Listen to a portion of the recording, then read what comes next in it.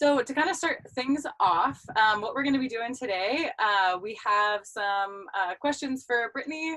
Want to hear her be able to share her story about how she started the 11th Essential, and some pointers and tips that she has as you are out adventuring, ways to do that responsibly and enthusiastically.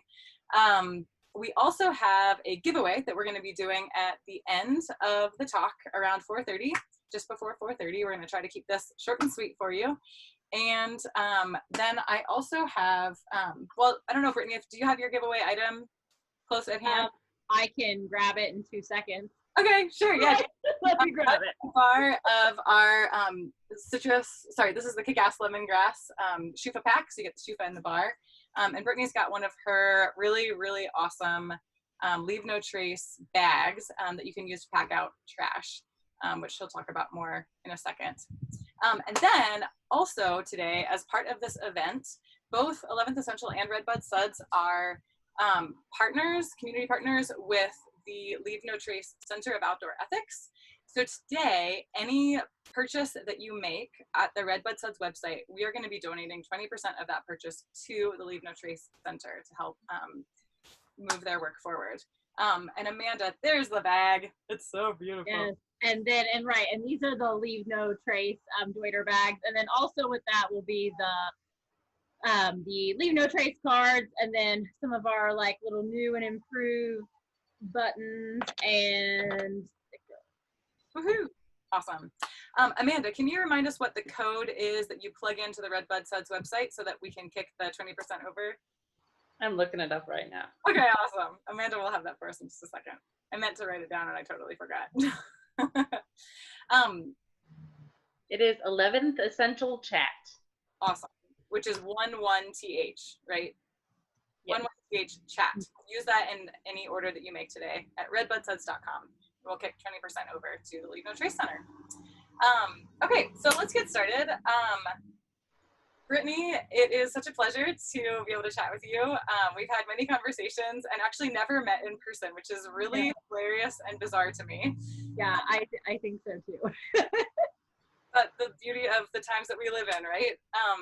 So we actually connected because of a now mutual friend who we also met through the internets, who was one of the organizers of the WOW Midwest, the Women of the Wild Midwest Women's Festival. Get together. Camp out. I would call it a gathering, a camp out, something of that nature. So it was created to bring together people who live in the Midwest to be able to connect with each other, adventurers who are, owning the fact that you can adventure in the Midwest and it can still be awesome. So yeah, that's how I got to know you, which is fantastic. So if you could share just a little bit with the Redbud Suds audience. Let's let Mandy Lee joining us. Yay, which is awesome. So if you could share a little bit about what inspired you. Hey, Mandy Lee, welcome. I'm just gonna give you the heads up too. We're recording this for use later, so we're just gonna pause your video, even though we love seeing your face, just for privacy for later as we share it. So. There we go.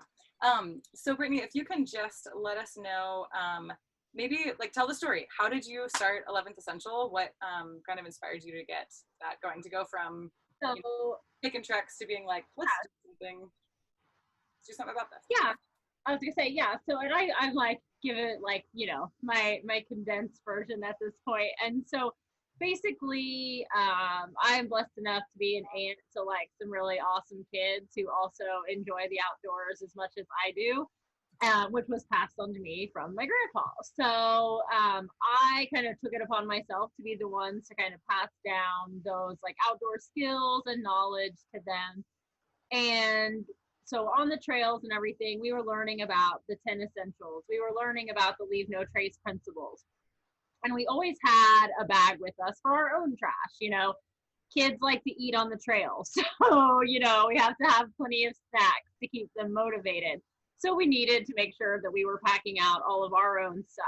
Well, and then we found that we were also picking up the stuff that we saw along the trail And more, we realized that we were picking up more and more. And next thing we know, we kind of joked one day that we were going to need a full-size trash bag. And I joked that it needed to be our 11th essential. Like I said, I'd been teaching them about like the 10 essentials and things. And the light bulb kind of came on in my head. I have a marketing background. I mean, that's what I do. And so I kind of was like, wait a minute. I was like, I could like use that, like that would work to like, you know, get people to kind of think about it and something that I could kind of, you know, build off of. And so the 11th essential was pretty much born on the trails in Hocking Hills. And it was just out of necessity at that point to be able to keep that place clean. And so that's kind of where it started. We just were looking for something that was simple and easy to tell people in order to help kind of make stewardship sound easier. Like I said, stewardship sounds really daunting sometimes. People hear that word and they think that, you know, you have to hold some like massive cleanup or do some, you know, massive trail work or all of these other things, or, you know, donate a whole bunch of money to be a good steward, you know, to an organization. When in reality, you could be a great steward just by packing that extra bag with you on that adventure that you already plan to go on. I mean, you're already going on a hike, add that bag, and now, you know, as you're on the trail and cleaning up, you are practicing stewardship. Yeah, I love that. And what's interesting to me is like I've had those same thoughts of like, yeah, I want to do something, but like I'm not going to organize a cleanup or whatever. And it's easy for the thought to be in your mind of like, well, does this really matter? Does this really make a difference? And I think just to kind of acknowledge where we are right now in history, there is so much change that's happening really fast, and there is so much that feels really overwhelming that we want to respond to, that we need to respond to. You know, first it was COVID-19 and it was like our lives got completely flipped upside down.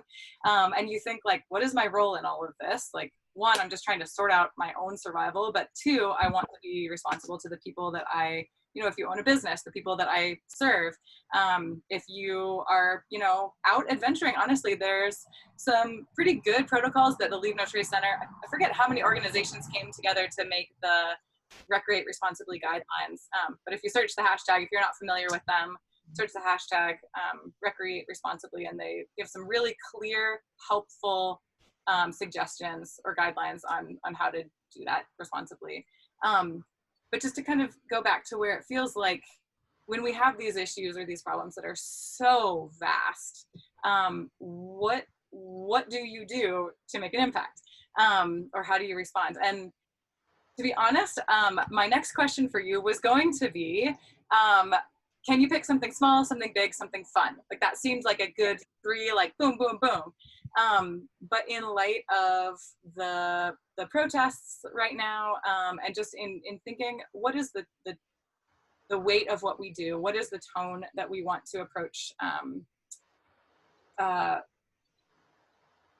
these really heavy issues? I don't think that fun is the right word to use. You know, we don't always, I mean, look at me. I would drop anything, throw in my backpack, and run into the woods to like adventure for the next like month, even if it's raining. I don't even care, because that to me sounds so much more fun than dealing with anything else. But sometimes we do things that aren't necessarily fun on purpose because, you know, they're the right thing to do or whatever.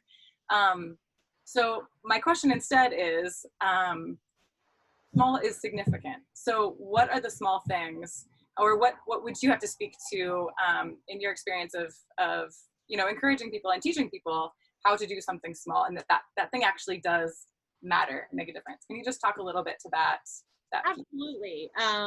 And I think that it is that, I think kind of in general, like those small steps, sometimes we don't see, like you said, we don't see them as significant, but small steps, no matter what it is, cause a ripple effect, you know? And so that's kind of what I always try to like focus on when I try to get people to take, you know, that first step, that small step.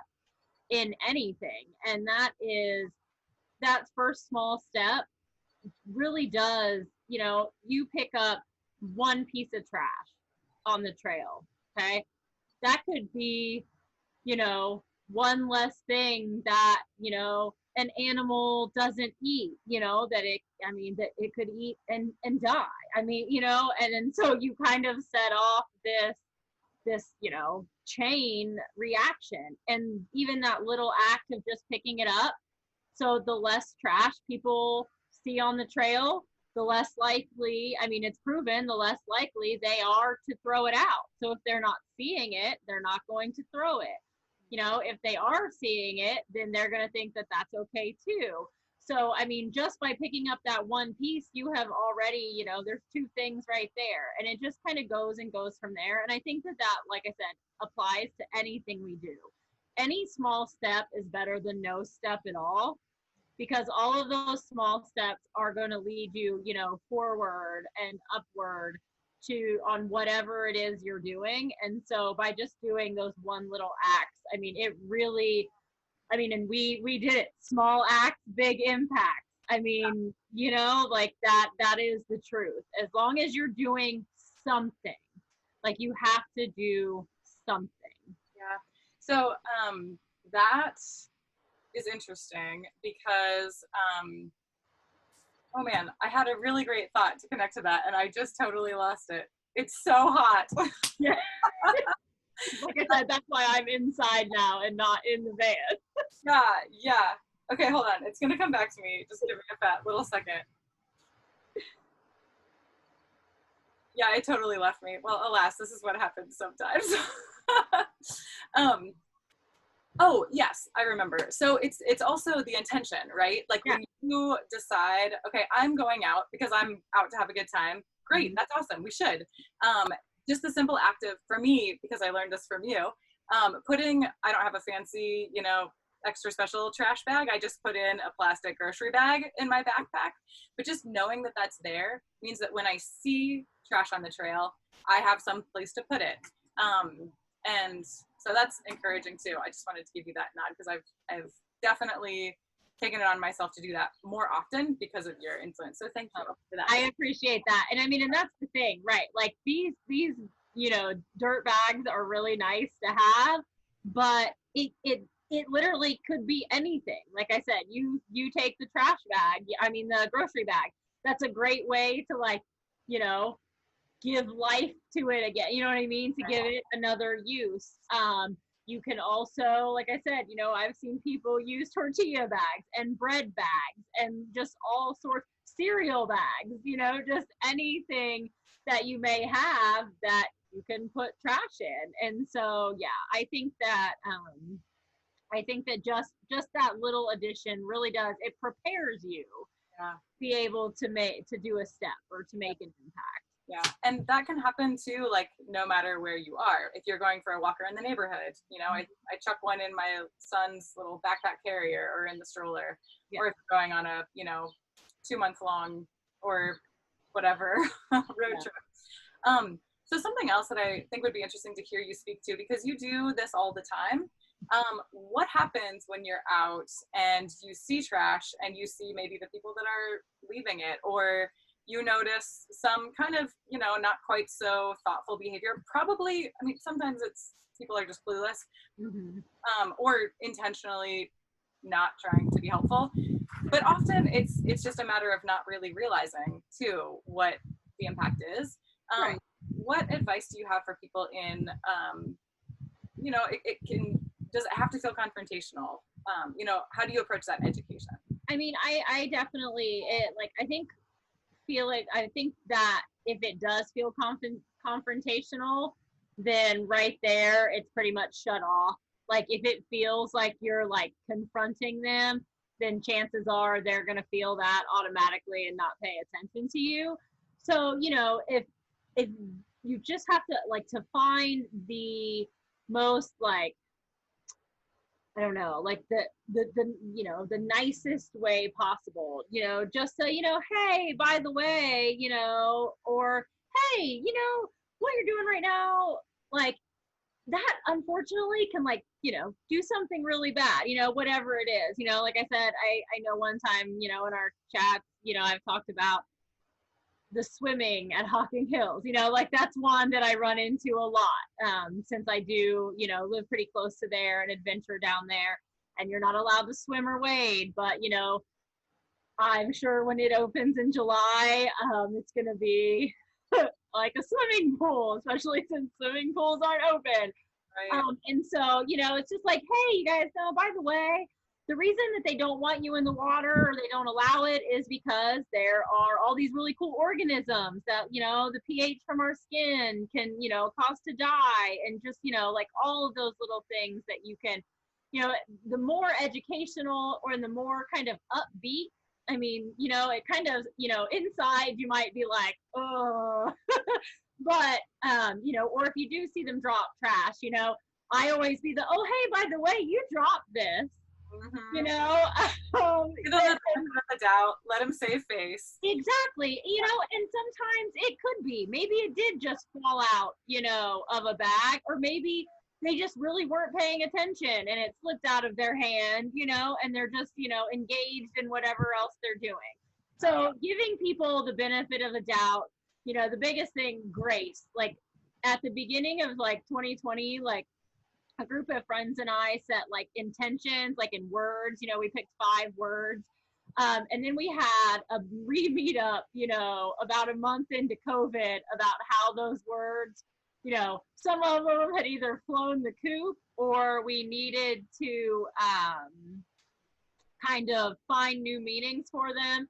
And one of the words that or we like kind of changed them. And one of the ones that I picked was grace, like giving yourself grace, and so I think that if we also have to have grace for others, especially right now, we don't know, if those people really had a chance to have any education related to the outdoors or anything, there's a huge gap in access versus education. Access still has some gaps for people with access, but the gaps from access to education are even larger. So those are the things, we really want to, give people benefit of the doubt and help them learn. And yes, you're going to have those people who just don't care. I mean, that's like it is with anything. But I think the more grace and education place, like if we come from that place to people, it really does help. Yeah. Well, and just to add to that a little bit, I think sometimes when we're in those situations, we kind of fear the worst.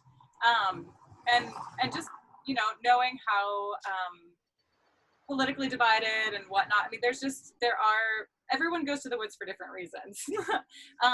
But to assume rather that we are on the same side, like we're on the same, we're out here because we love it, we want to protect it, is a pretty safe assumption too.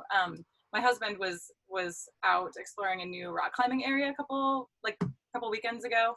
And there were some pretty clear designations on like where you're supposed to park and not. We want to keep it open, so you got to follow the guidelines. Well, he heard a group of young kids coming in, and clearly it was obvious they had parked at the wrong place. And so my husband was just kind of thinking like, oh gosh, do I say something? Do I not? And he was able to think through it. Like had it been, even a month ago, would he have said something? Probably not. But he just realized, you know what? It doesn't do anyone a service for me not. So he just did pretty much exactly what you said, like was super friendly about it and just said, like, hey, I'm super glad you're here. Isn't this awesome? What are you getting on? What are you excited about? And then just said, hey, I don't know if you knew, but that parking area is like park in this other place. Just go move your car. And they just did it. No, I mean, it wasn't a big deal at all. But yeah, had he not said anything, those, again, like you said, they have ripples. Those effects have ripples. Absolutely. And I mean, and I think right now, definitely, we're learning right now, definitely that not using our voice is, something that, it is detrimental, and that literally goes for pretty much anything. We've got to speak up when we can for all sort, for everything, so. And do it with humility too. Yeah, absolutely. Which another fun little story, I have a friend who is 4 And I was visiting their house. They just planted grass. And as soon as I walk up to the house, I step in their newly planted grass without realizing it. And she's like, you just stepped on the grass. And I was like, I'm so sorry. She's like, it's okay. I've done it too. This little 4-year-old, it was like the sweetest thing ever. But I have that image in my mind too of like, you know, if we need to call people into changing behaviors, like do it with empathy too. So. Calling in is, yes. I am all about the call in culture rather than calling people out. It is. It's about bringing them in. Yeah, we're all on the same team. Absolutely. Yeah. Well, we are getting close to the end of our time. So I have a little lightning round. I'm going to ask you a couple of rapid fire questions. Question 1, where is your favorite place to adventure? Colorado. And pretty much the White River National Forest specifically. Awesome. Your favorite adventure food? Cheese and hummus. Nice. Yeah. Everything is better with cheese, always. Person who has most inspired you? My grandpa, for sure, when it comes, definitely my grandpa. Do you have a little anecdote as to why? Well, I mean, because he was the one who taught me to love the colors of the sky and to like respect the outdoors and to like really cherish all of those little moments, like literally, you know, just a hint of color in the sky. And his always thing, he always used to tell me his favorite color was sky blue pink. That hint, you know, that ombre on the opposite of sunrise and sunset. And so that's always, so definitely my grandpa. Cool. That's awesome. A book that is a must read? Upstream by Mary Oliver. Yes, she usually writes poetry, but Upstream is a collection of like essays like that she did. And I think I really enjoy that. I mean, because they're almost all, you know, based in almost an outdoors setting, and they're just really nice. Super cool. I am not familiar with that. Favorite. Check that out. Awesome. And in that same vein, podcast. Favorite podcast? It's probably a toss-up, but probably Women on the Road is probably my favorite. But like She Explores and Ologies are a good tie for second right there behind them. So awesome. Lots of amazing women doing really good things. Yeah. Oh yeah. So we will include that we're going to send out a follow-up email. So we'll include those shout outs in that as well. So people listening in can get that info. I want to just provide the opportunity, anyone who has a question for Brittany or for me, to go ahead and pop those into the chat. And while we're waiting for those, let's go ahead and do the giveaway. So Amanda, I'm going to let you, Amanda's doing our awesome, like, I don't know if it's number generator or if it's numbers in a hat. I think it's number generator. Awesome. Okay, let me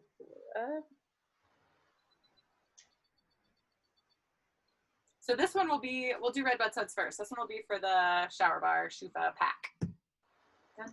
the winner is Celia. Congratulations, Celia. That's awesome. If you want to send other than kick-ass lemongrass, just let me know. You can message me privately, address and scent that you prefer if it's not the kick-ass lemongrass. That'd be awesome. And then the next giveaway will be for the Leave No Trace Dueter bag. That will be Mandy. Mandy Lee! Woo! Billy, you just got yourself a bag. Thanks for coming. And then, Brittany, if you want to just share with us the way that people can stay in touch with you, follow you, get access to the awesome stuff that you're putting out in the world. So mainly you can find us at 11thessential.org. So the number 11, the TH, I know it's always hard to like, because there is an 11th essential spelled out. It's a horse farm, which is weird. But you can find us at 11thessential.org. And then you can find us on Instagram at 11thessential. We also have a Facebook as well, and you have to type in the 11th essential and you can find us, because once again that horse farm comes up randomly, but those are Instagram and then our website are the main ways that you can stay in touch with us for those. Awesome. Super cool. And for anyone that doesn't know as well, for Redbud Suds, we do a weekly e-newsletter where we give away special stuff, give reminders for events that we're doing. So you're welcome to sign up for that on our website if you have not already.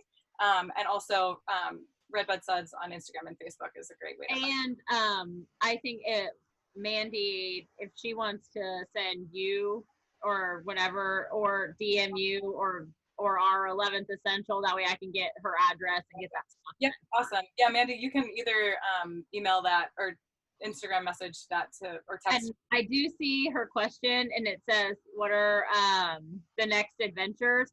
Currently, my schedule kind of got wiped out via COVID for all of our stuff, and because of, like you talked about earlier, the Recreate Responsibly Commission, you know, traveling too far away is still pretty frowned upon.